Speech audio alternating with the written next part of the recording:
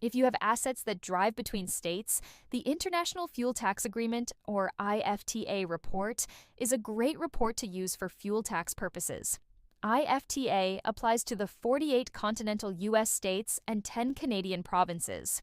IFTA simplifies fuel tax reporting for inter-jurisdictional carriers operating heavy commercial assets.